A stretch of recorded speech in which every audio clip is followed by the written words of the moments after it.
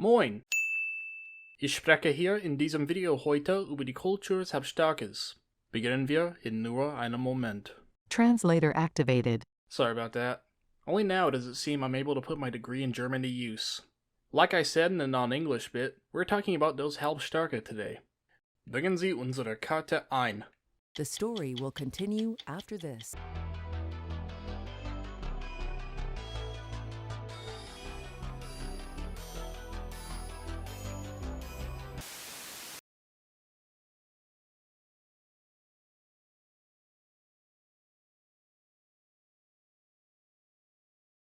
Halbstarke literally translates as half strong, or half strength depending on which one you want to go with, but translation apps will correct me on it and say it's just another term for hooligans.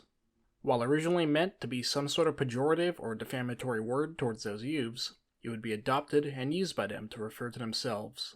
The word itself refers to a subculture much like the greasers seen throughout the US in the 1950s. So I'll probably refer to them as that if I forget how to speak German more than I already have. They wore more American fashions, stuff like blue jeans and leather jackets, and were known to love rock and roll and motorcycles. So what all exactly were these Jugendliche doing that was so different from the Amis? Following the Second World War and the divorce of a nation that was the division of Germany, we would see the former Allied powers holding influence over their respective parts of the country.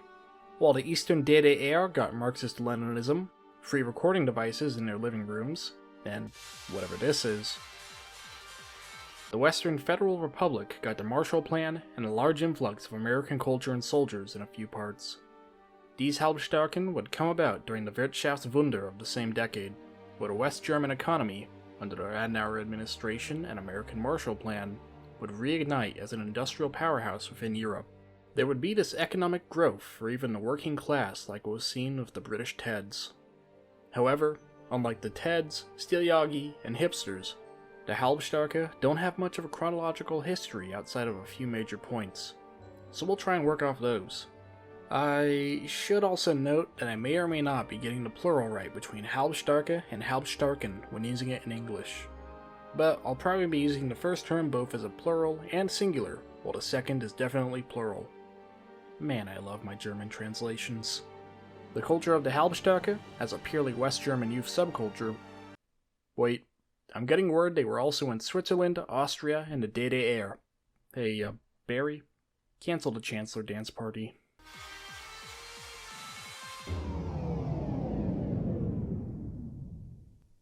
Was that of youthful rebellion through interesting foreign music and fashions, seeing as we just recently talked about a few other subcultures in Europe who like their American cultural exports.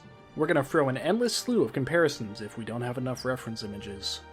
Much like their contemporaries the continent over, these Halbstarken would in one way or another find themselves enamored with stuff from across the pond. American soldiers would be stationed around Bremen and in the southern portions of Germany, including this Elvis guy, and aside from the common cultural conflicts between Germans and Americans, the two groups got along pretty well. American culture wore off on a lot of Germans, especially the youth, which is where we now actually get to talk about the Halbstarke. Throughout the 50s, the Halbstarken would loosely appear across the country, with no specific year given in a lot of our sources outside the early 1950s. These groups of youths, influenced in one way or another by that mix of an economic wonder and the rise of the teenage demographic as a viable audience, were finally free to relax for the first time in many of their lives. As you can see in this photo, thanks to influences from more rebellious films and foreign cinema. Wait, why am I in black and white?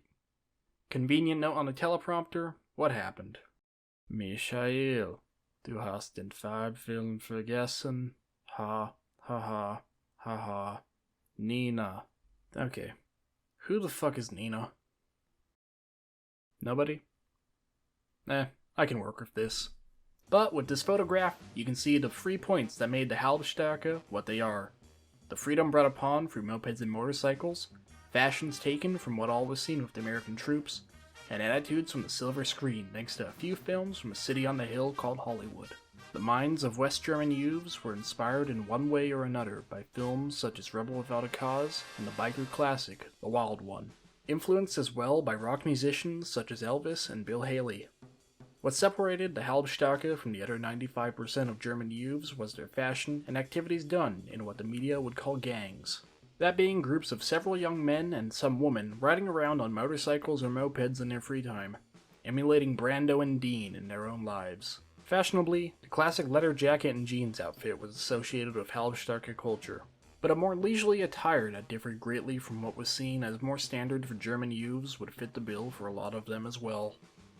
These teenage wolf packs were joyriders, moving around the streets of whatever city or village they were in and taking in the roadside, nature, or just anywhere they could park and hang out to the chagrin of their elders. Their culture was that of building their own identity with an emulation of American pop culture, a sort of hybrid culture that merged German and cosmopolitan influences to create this distinct subculture that could be picked out of the others on a police lineup. In 1956, the film Die Halbstarken would appear in European and American cinemas, immortalizing the image of the Halbstarke in a popular culture, much like of Britain's Koshboy 3 years prior. But this would not be the only thing shared between the two groups. Much like their British counterparts, there would be some rioting on the end of the Germans. 2 days before the end of 1956, a riot would occur at the Bill Haley movie matching a song title, Rock Around the Clock, shown at the Capitol Theater in Dortmund.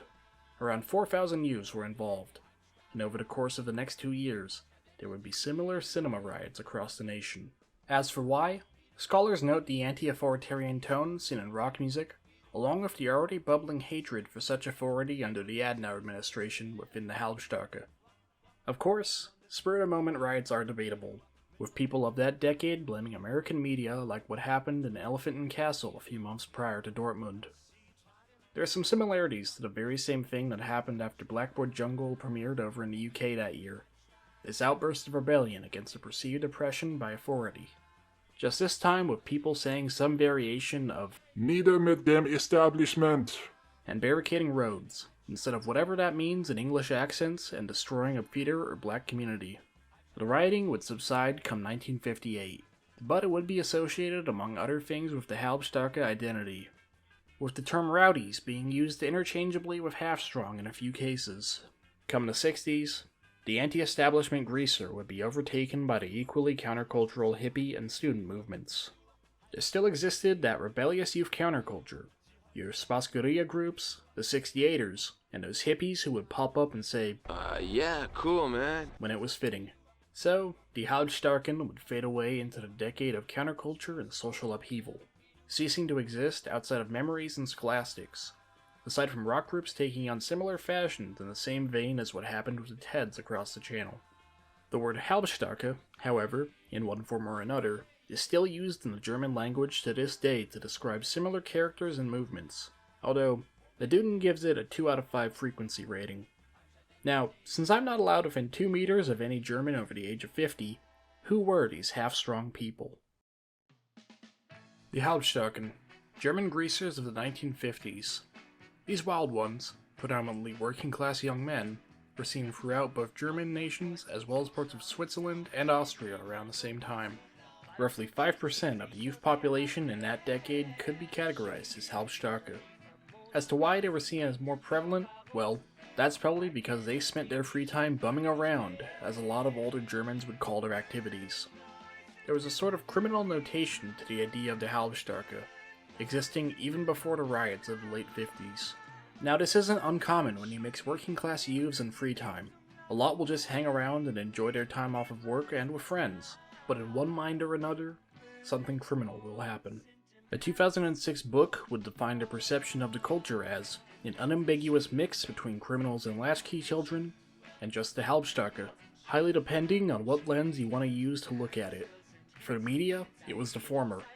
For the Halbstarke, and a lot of scholars nowadays, it's the latter. For the concern of the Halbstarke being criminals and latchkey kids, one possible cause, as pointed out by a 2020 paper, was an expressed loss of father figures during wartime, with many German youths in the East and West growing up in single-family homes. It was feared by the Christian conservative government of the Adenauer administration, who implemented social policies to encourage housewife marriages, that such outside influences would ruin German society through overt sexualization of women and influencing young, fatherless men into rebellion. These were rebels without a cause. teenagers and 20-somethings that thought they knew how the world should work because they were the only children when witnessing the disasters brought on by blitzkrieg, Red Army pushes, concentration camps, and atomic bombings. For the Halbstarke, and modern scholars who tackle their research of them with the idea of actually treating youth subcultures with respect, they were part of the worldwide sort of youthful rebellion of the 1950s. From the Soviet Stilyagi with their beatnik lifestyles, to the more rocking Teds and Greasers of the Anglosphere. These groups and countless others would steer away from the authoritative voices of governments and elders to go their own way. So why exactly did they do that? Firstly, as I like to point out with a lot of post-World War II cultures, would be the idea of a return to normalcy. Youth cultures of a post-war world all had to reconstruct some idea of what normal meant. For Greater German society, this rebuilding of normalcy would see a strengthening of their respective economies, followed by an increase in working-class youths who had disposable income. The new normal of a new Germany, or, well, two Germanys, was that of both heavy-handed state control against delinquency and renazification, and one of rebuilding both economy and identity. For some of those youth, that normal would come in the form of foreigners wearing olive drab and playing records from a newly crowned king of a country that disposed of one about 2 centuries prior. In a 2021 article from Neue Deutsche Rundfunk, Halbstarke Klaus Kurt Ilger said, "Wir wollten frei sein. Wir wollten unsere eigene Kultur haben." Much like their contemporaries across the sea and the looming Iron Curtain, this rise of youth culture in the years after the war, where the formative years of teens and early 20-somethings were being finally seen by marketers as a viable demographic and economies as the next best thing since child labor, we would see the creation of both income and leisure time for many youths. This all would lead to the birth of various subcultures across the globe. As products of this post-war reconstruction, the Halbstarke would be born into the return to normalcy, much like other youth subcultures of the late 40s to mid-50s. Where the Germans differed in their return to normal was that they lost the war. The country destroyed and divided. The process of denazification slowly grinding away at the 20 years of hard marble Hitler had built throughout the cultural psyche. To their elders, these Americans, British, Russians, and French were still the enemy and an occupying force. But to the youth, to those born into the Third Reich, they were beacons of cultural enlightenment. Scholar David Bevnovsky considered the Halbstarken an aspect of class struggle. These youth without youth, who worked nearly 50-hour weeks, rebelling against the system through riots and moped gangs, going further to cite that they were given a voice in a society of deaf ears, something that would not change up until the student protests of the next decade. Halbstarke culture was the precursor to such ideas. As with many of the working-class youth cultures of the decade, it was counterculture enamored with chasing this idea of individuality and want for all this rebuilding world had to offer, all at the cost of going against societal norms. But what about that beloved influence of American culture I like to bring up? As noted in the introduction to a 1997 report by Wilfried Verhoef, and echoed partly by Bevnovsky in 2012, the newly opened teenage demographic of the 1950s was a void that could be filled by American influences from soft drinks, to comic books, to rockabilly records. The average American soldier could get anything from home or the commissary that would be considered rare in a nation of rationing and destruction. There was a sort of aura around them, foreigners not seen before en masse until the later years of the war. It would be these soldiers, and other outside influences, that molded some of the mentality of the Halbstarke. A want for the new, the novel, for some foreign thing that was made more or less for them. There was this enamoration with the images they were being marketed. For much like my love of the music of Zara Leander and the Baltic States, the Halbstarke were enamored by American culture. Mostly their fashion, music, and rarities that were too common outside of rebuilding Germany. Die großen Autos, ice cream, Zigaretten, whiskey, shrimps. Da war alles da. Die hatten schön die Jeans. Da hat bei uns die Mustang Jeans noch 19,50 Mark gekostet. Und das waren Raritäten. It was what was cool for the time, to be this hip, James Dean Ami, with no cares about the crotch that was nasally Schlager crooners or the boring standards placed by some fools who elected a dictator. Their only cares were blue jeans and rock music. The new wave of consumerism in the 1950s enabled this, allowing a steady stream of fashions and records to mix into the West German economy. So what all was wrong with this? Well, there were the legendary bouts of Kravala from earlier, but other criticisms came from across the political spectrum regarding these riots, as well as the Americanization of German culture. So let's start with this idea of violent gangs of youngins. To more socialistic parties throughout the West, these roving groups of riders struck a comparative chord to both the Hitler Youth and the Third Reich's SA in how they roamed the streets in violent mobs. Across the political aisle, the more conservative leanings saw the Halbstarke as left-wing extremists wanting to destroy German culture through foreign influences and hedonistic attitudes, on top of the more anti-authoritarian sense of the riots. With one paper from 2011 citing the right's fears of the rise of a third-way Marxist thought that would encourage delinquent behavior and questioning of the status quo. Now, these terms from both sides would be more oriented towards the movements of the 60s, but such claims of roving destructive moped and motorcycle gangs matched with the youths rioting throughout the West were present in papers from the 1950s. The Halbstarke were called, in some form or another, the decline of the West to socialist thought. As for American culture ruining the youth of Germany in the 1950s, such claims were made from the more culturally conservative lines. Claims such as hedonism amongst youth, the erasure of German culture by foreign media, and the broad claim of them being the enemy would all be said very straightforwardly to German youths by their elders. Now, it is noted that a lot of American cultural exports to post-war Europe were to try and stem the tide of Soviet influences from reaching the West. But where this criticism of American influence is more seen is within the Halbstarke themselves. There were these fears of a loss of touch with their own culture thanks to the outside influences in film and music, where women were emancipated prostitutes and men were bad boy drifters with no care for family life. Now, looking back over 70 years later, the influence of both American culture and a lot of anti-authoritarian groundwork in the 50s and 60s did set itself in the modern German culture. I mean, look at all this cowboy stuff. But such an influence of the Halbstarke and their somewhat emulation of rock icons and silver screen bad boys was more with that influence of new ideas on young minds mixed with this want for a culture they could call their own. The Halbstarken, the wild ones. German youths spread loosely between a few countries and united in a rebellious love for rocking, rolling, and sometimes rioting against the authoritative nature of German governance.